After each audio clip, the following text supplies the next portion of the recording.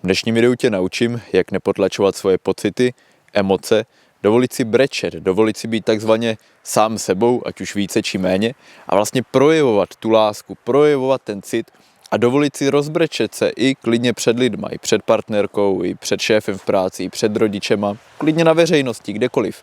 A nebo prostě jenom sám nebo sama doma, samozřejmě dobrý, když umíte oboje.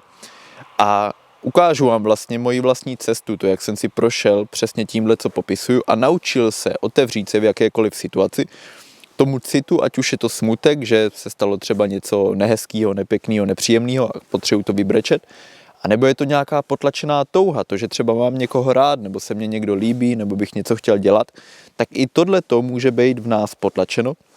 A vlastně potom je potřeba to projevit slzama, brečením, plakáním. A teď vám teda řeknu, jak jsem to měl já a jak to pravděpodobně budete mít i vy, protože samozřejmě všichni jsme lidi. A to, jak vlastně na nás působí ta společnost, jestli potom jsme otevření a nebojíme se ničeho, anebo jsme sevření, tak je zejména způsobený tím, jak vlastně na nás působí ostatní lidi. Jak na nás v dětství působili rodiče, jak na nás působili kamarádi, jak na nás působili učitelé, jak působí na nás celá společnost. I to, co třeba dávají v televizi.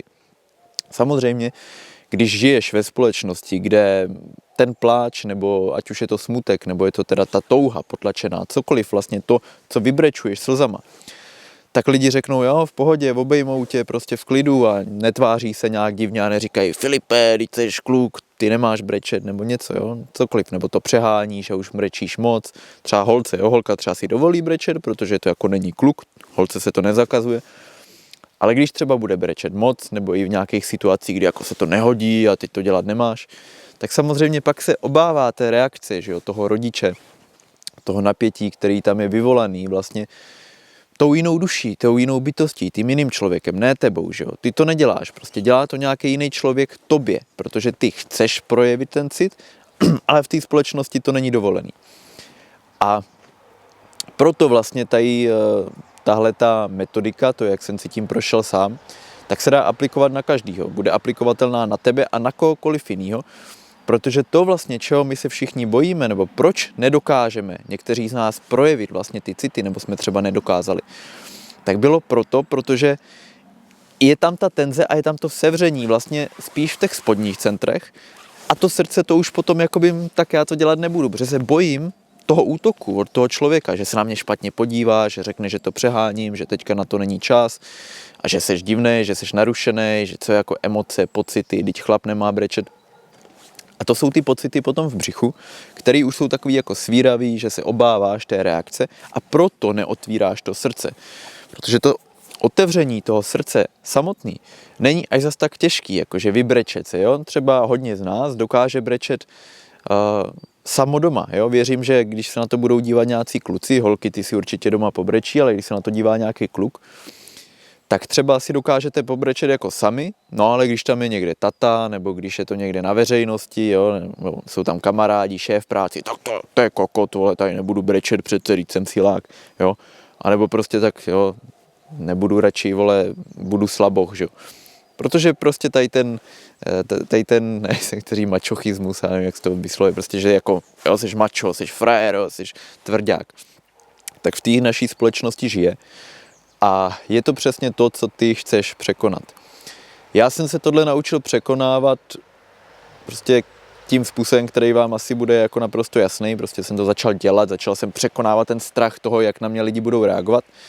Ale nikdy jsem nebyl člověk, který by měl úplně odřízlý jako to brečení v tom smyslu, že vždycky, když třeba nebrečel tačka, nebrečeli kamarádi, nebrečeli kluci kolem mě, tak jsem věděl, hele, něco je s něma v nepořádku. Oni to nedělají, ale není důvod, abych to nedělal já. Prostě jsem brečel, když jsem to cítil, kdekoliv, a nedělalo mě to jako moc velký problém, ale nebylo to tak, že bych jako se snažil to srdce otvírat, že bych vlastně byl úplně super komfortní třeba v té sociální situaci. Doma jsem si pobrečel kdykoliv, to mě nedělalo problém. Ale to, abych se to naučil dělat kdekoliv, kdykoliv, ať už na video, když jsem natáčel videa, měl jsem ještě hodně potlačených pocitů, tak jsem i na video brečel, normálně jsem to vydal, postil jsem to na Facebook, viděli to kámoši, kámošky, lidi prostě, co byli kolem mě. Asi mnoho z vás, kteří se na to díváte, tak jste určitě někdy mě viděli brečet, ať už na internetu nebo osobně. A vlastně já jsem si vytvořil i takový seznam, ne, že bych si to jako napsal někde na papír, ale měl jsem v hlavě jako určitý seznam lidí, s kterými jsem měl nějaký problém, prostě, že jsem cítil jako vůči mně nějakou třeba křivdu nebo nějakou nespravedlnost, tohle jsem měl hodně nespravedlnost třeba v zaměstnání, ještě makal v Lidlu, tak jsem cítil prostě nespravedlnost vůči tomu, jak se ke mně lidi chovali. A tak jsem si řekl, hele, tak já půjdu za každým, koho takhle vnímám a řeknu mu prostě od srdce, a teď tím nemyslím, že přijdeš a ty seš kokot, prostě, tebe nemám rád, ale řeknu mu, hele, tohle to prostě si myslím, že není jako úplně fair vůči mě, takhle to cítím, tohle se mně nelíbí. A ve chvíli, kdy samozřejmě máš ten emoční náboj v sobě, což já už teďka nemám, tak bys začal a jsem začal brečet, jo? Takže jsem brečel tam s různýma lidma, kamarádama, kamarádkama nebo spolupracovníkama nebo prostě lidma, rodičema. S rodičema to bylo jako poměrně šílený u mě, nebo respektive toho potlačeného tam bylo hodně a to bude u většiny lidí. Kdy jsou i věci to třeba, když se rodiče hádají, což s tebou jakoby v úvozovkách nemá souvislost, že to není jako na tebe, tak to dítě vstřebává tu bolest a vlastně jenom ty chceš říct, ale prosím, už buďte potichu, už se nehádejte, už buďte na sebe hodní. A mě to bolí, uvnitř mě to bolí. A takovýhle potlačený pocity věřím, že mnoho z vás má a bude mít ještě třeba nějakou dobu, dokud se vlastně neotevřete těm situacím a neřeknete si, hele, tak oni se hádají, nebo třeba tamhle se něco děje, něco nepěkného, já nebudu přihlížet a dělat, že se mě to netýká, že mě to nebolí, ale půjdeš a řekneš jim, hele, tohle to asi není úplně fair, tohle to není asi úplně v pohodě, tohle byste asi neměli dělat. Měli byste nějak na sobě třeba pracovat, otevřít se sami sobě, těm emocím. A ty lidi často na tebe útočí, to je, jo, prosím tě, jdi do prdele, vole, tohle, co tebe to zajímá, co ty, vole, jdi si vyřešit svoje nějaké věci. A bohužel žijeme ve společnosti, kde lidi, kteří útočí vlastně na ostatní lidi, jsou agresivní, tak nevnímají to, že to škodí a ubližujete těm lidem okolo nich. A to je strašně důležitý, že vlastně ať už jsou to rodiče, nebo jsou to spolupracovníci tvoji, nebo kdokoliv, nebo kamarádi, nebo třeba ty, jo, když můžeš být jako frustrovaný, agresivní, tak dokud ten člověk kolem tebe není plně z velké míry uzdravený duševně a nemá vlastně jako tu vlastní stabilitu, tak tím budeš jako hodně tím prostě ubližuješ stavu duševnímu toho člověka, který je kolem tebe. Když jsi agresivní a nejseš jenom agresivní ani na něj, jo? Ani na něj. Prostě jsi agresivní třeba, že jsi podrážděn. To je. Ten člověk, který vlastně je uzavřený v sobě z těch bolestí, tady těch křivd, nespravedlností, smutku a tak dále, neprojevené touhy, tak vlastně tohle to všechno jakoby vnímá stlačující do něj a svírá ti to víc srdce, svírá ti to víc břicho, svírá ti to víc ten podbříšek a ty potom potřebuješ jakoby tu bolest otevřít, tím brečením překonat vlastně ty strachy z toho, jak na to ty lidi reagujou. Často ty lidi odpustit, ať už je to, že se odstěhuješ z domu, nebo opustíš partnera, partnerku, kteří jakoby takhle se chovají, nebo odejdeš z toho zaměstnání, nebo si najdeš nový kamarády, nebo něco. Štěstí já jako mám v tomhle dobrý. V určitých těchto stazích to mám dobrý, v některých to mám horší, ale vlastně ty chceš otevřít se tomu breku, to znamená, když ta situace nastane, tak neděláš jako, mě to netrápí, já tady nejsem, ne, kurva, vadí mě to. Hele, prosím tě, tati, mami, miláčku, šéfe v práci, Pepo, Romano, nebo tady nějaký pane, který třeba se rozkřikuje někde v šalině. Mohl byste prosím být potichu? Mně se tohle nelíbí. Myslím si, že se to tady dokonce nelíbí více lidem. Jo, protože když tady někdo bude takhle vybuchovat, třeba jde šalinou a bude vybuchovat, vole, nějaký kokot, vole, něco udělal Babiš, jo. A ty tam sedíš a už prostě seš i vynervovaný třeba z té práce. A samozřejmě, že když tam exploduje kolem tebe energie u člověka, který je duševně nemocný, protože nevstřebává svý vlastní emoce a šíří je do okolí, tak tebe to bude vadit. A člověk, který má svoje vlastní hranice, tak vždycky řekne, pane, prosím, uklidněte se, zpracujte si svoje vlastní pocity, neotravujte tady nás s vaší energií. A ten pán bude zase třeba pičovat A potom mi klidně může dojít k tomu, že prostě řekneš tomu řidičovi, že prostě musíme ho vyhodit borca, protože tady dělá bordel. A vlastně zdravý člověk vždycky si nastaví hranice a nakonec ty emoční lidi jakoby vytlačí ven od sebe. Ty emočně, nemyslím ty emoční, co vybrečují, ty, co to přijímají ty emoce, ale ty, který je nepřijímají, protože ty, když máš kolem sebe lidi, kteří nepřijímají emoce a který vybuchujou ven, tak to jsou ti, kteří jakoby, hele, já něco cítím, svoji bolest a může za to svět. A ty, když to vybrečíš a přijmeš ten smutek nebo tu potlačenou touhu a tyhle věci, nebo potlačený cit, lépe řečeno, potlačenou lásku, tak potom se rozplyneš a vlastně není ta energie tvoje není jako invazivní, není prostě explozivní ven do těch lidí, zatímco ten člověk, co si nechá potlačený pocity v sobě, tak má explozivní vlastně tu tendenci do těch lidí, nebo je minimálně podrážděný, pasivně agresivní a tak dále. V horším případě je agresivní jako napřímo a komentuje lidi, komentuje, jaký je svět, komentuje, co mu kdo ublížil a komentuje, kdo za co může. Přitom je to jeho vlastní bolest, kterou on sám nebo ona sama nespracovává. A vlastně ty, pokud budeš tolerovat takovýhle lidi nebo tohleto, vlastně nenastavíš si ty hranice toho, řekneš tohle cítím, tohle se mně nelíbí, tady s tebou třeba už nechci být a odcházím pryč, tak vlastně to bude svírat tobě vlastní srdce a potom i ty další centra a bude to brát tobě energii, tobě vitalitu. A já teda, abychom ještě se dostali zase více do té praxe, tak jsem to udělal tak, že teda jako rozbrečet jsem se sám uměl, to mě nedělalo problém. Nicméně je strašně důležitý, abyste se naučili vlastně vnímat to, že hele, teď jsou v té situaci a ať už je to, že rodiče se hádají, ať už je to, že přítelkyně má nějaký problém, nebo cítím nějaký cit, co chci projevit, lásku vůči té přítelkyni, nebo milence, manželce, kamarádovi, to je jedno, vůči komu. Nebo třeba se chceš rozbrečet jenom proto, já jsem se rozbrečel, jsem šel natáčet video o cvičení. Já jsem říkal, tyjo, já mám tak strašně rád to cvičení, já tak strašně rád lidem říkám o cvičení. A rozbrečel jsem se z toho, radostí prostě, nebo tím citem, tou láskou. Ne smutkem, ale láskou. A ty vlastně chceš v těch situacích vnímat ty pocity toho, že proč já si vlastně nedovoluju to udělat. Proč? Protože cítím v sobě pocit, jak na to budou ty lidi reagovat kolem mě. Nebude to divný, nepřeháním to, nevymýšlím si to jenom, teď přece ty lidi nejsou zas tak zlí, teď přece to třeba to já vnímám špatně, teď aby na mě nezautočil ten člověk, aby mě nevyhodili v práci, to třeba přeženu, řeknu tomu šéfovi, že se mi nelíbí, že tady na mě nějak piskuje, musíš mu to říct. A tímhle to zakončíme, co je na tom ta nejdůležitější vlastně věc.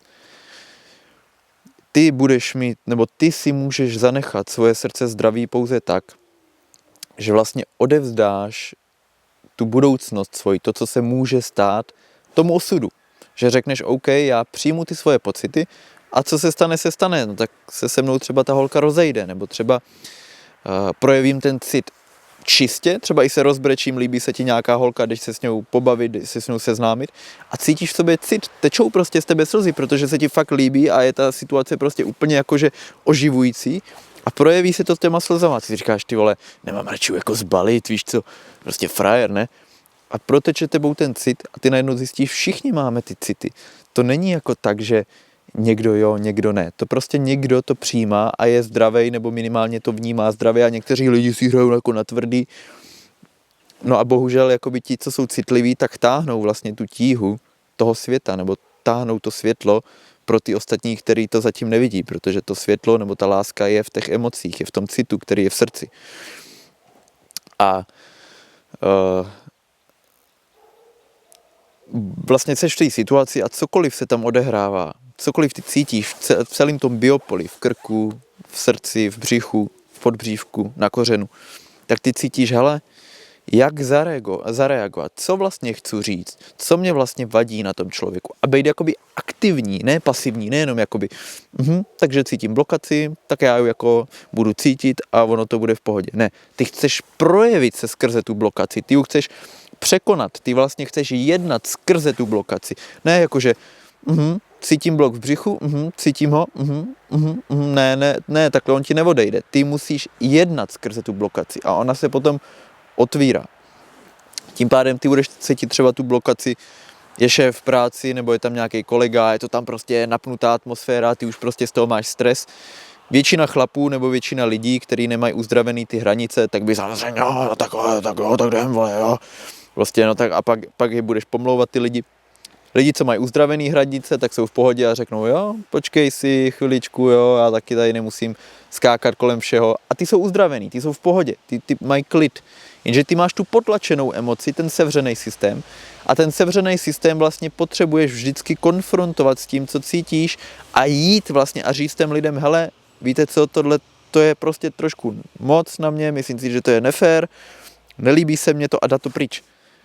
A ten člověk do tebe může potom nalívat to znova, jenže to je už ta chvíle, kdy ty to dáš ven a musíš ustřihnout. Ať už ten partnerský vztah, nebo jakýkoliv vztah, prostě pracovní, nebo mezilidský, jakýkoliv. Jo, ty nemůžeš jakoby vybrečovat do nekonečna od těch lidí a furt s něma bejt. Protože ty toxický lidi, ty, kteří v sobě mají ty emoce furt potlačený, ty to budou sypat to do tebe budou. A ty jakmile neodejdeš, neutrhneš ten kořen, tak budeš furt nasypávaný těma emocema. Prostě je rozdíl. Někteří lidi zpracovávají emoce, zpracovávají tu potlačenou energii a nemají s tím problém a nešíří ji dál. Lidi, kteří tohle nedělají, nespracovávají, tak je musíš prostě, nemůžeš s nima být, jo? Nemůžeš vůbec je mít v životě, protože tě prostě potáhnou ke dnu a ty budeš odbrečovat do nekonečna. Ty potřebuješ naplnit tu energii, potřebuješ vybrečet, naplnit se zpátky tou energií a opustit to místo. Opustit ten vztah, to místo, ten prostě nějaký kontrakt, co je mezi váma energetický. Jo, není možný jakoby si myslet, že se budeš vybrečovat a že bude dobrý. To takhle nefunguje. Ty se vybrečíš a utrhneš ty spodní centra, to znamená odstoupit z toho vztahu, odstěhovat se z toho místa, najít si jinou práci, chápeš? Prostě musíš jakoby postupovat k těm lidem, kteří jsou zdraví.